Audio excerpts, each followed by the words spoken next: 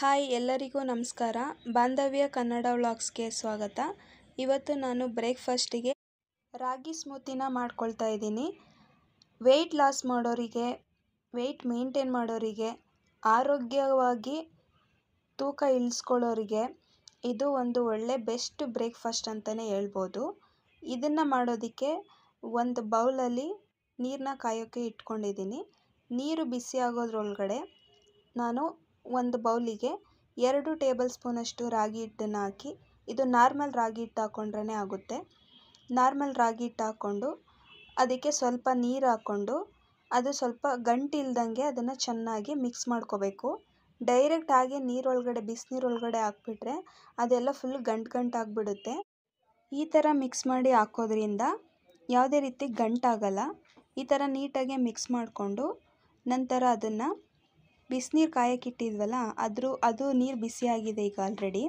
ಆ ಬಿಸಿನೀರೊಳಗಡೆ ಹಾಕಿ ಇದನ್ನು ಹಾಕಬೇಕಾದ್ರೆ ಉರಿನ ಲೋ ಫ್ಲೇಮಲ್ಲಿ ಇಟ್ಕೊಳ್ಳಿ.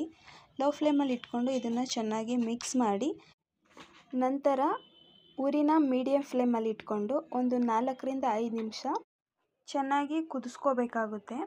ನೀವು ಹಿಟ್ಟು ಹಾಕಿದ್ಮೇಲೆ ಅದೇನಾದರೂ ಸ್ವಲ್ಪ ಗಟ್ಟಿ ಅಂತ ಅನಿಸಿದ್ರೆ ಸ್ವಲ್ಪ ನೀರನ್ನ ಆ್ಯಡ್ ಮಾಡ್ಕೊಳ್ಳಿ. ನೀರನ್ನ ಆ್ಯಡ್ ಮಾಡಿಕೊಂಡು ಚೆನ್ನಾಗಿ ತಿರುಗಿಸ್ಕೊತಾ ಇರಿ.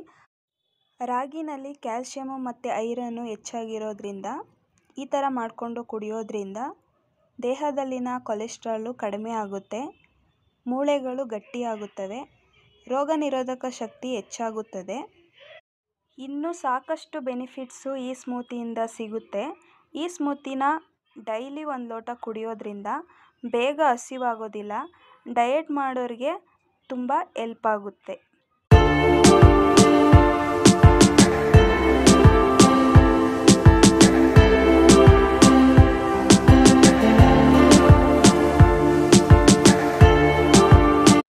ಈಗ ಇದು ಬೆಂದು ರೆಡಿ ಇದೆ ನೋಡಿ. ಲಾಸ್ಟಲ್ಲಿ ಬೆಂದ ಮೇಲೆ ಈ ಥರ ಆಗುತ್ತೆ.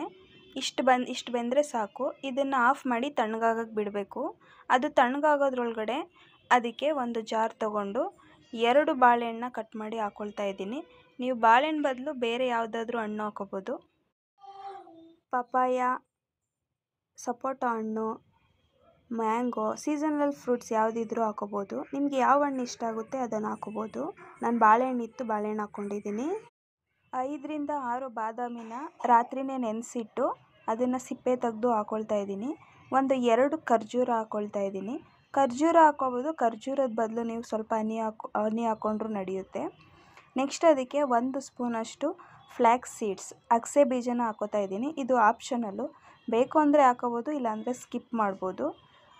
ಇದಿಷ್ಟು ಹಾಕ್ಕೊಂಡ್ಮೇಲೆ ರಾಗಿ ಗಂಜಿ ಮಾಡಿಟ್ಕೊಂಡಿದ್ವಲ್ಲ ಅದನ್ನು ಆ್ಯಡ್ ಮಾಡ್ಕೋತಾ ಇದ್ದೀನಿ. ಆ್ಯಡ್ ಮಾಡಿಕೊಂಡು ಇದನ್ನು ರುಬ್ಕೋಬೇಕು. ರುಬ್ಕೊಂಡ್ಮೇಲೆ ಸ್ಮೂತಿ ರೆಡಿ ಆಗುತ್ತೆ ನೋಡಿ. ರುಬ್ಕೊಂಡಾದಮೇಲೆ ಈ ಥರ ರೆಡಿ ಆಗುತ್ತೆ ಫ್ರೆಂಡ್ಸ್. ಇದನ್ನು ಕುಡಿಯೋದ್ರಿಂದ ಬೇಗ ಹಸಿವಾಗೋದಿಲ್ಲ ಮತ್ತು ಹೆಲ್ತಿಗೂ ತುಂಬ ಬೆನಿಫಿಟ್ಸ್ ಜಾಸ್ತಿ ಇದೆ. ಒಂದು ಸಲ ಟ್ರೈ ಮಾಡಿ ಫ್ರೆಂಡ್ಸ್. ನಾನು ಗಾರ್ನಿಷಿಂಗ್ಗೆ ಅಂತೇಳಿ 1 ಬಾದಾಮಿನ ತುರಿದು ಹಾಕ್ಕೊಳ್ತಾ ಇದ್ದೀನಿ.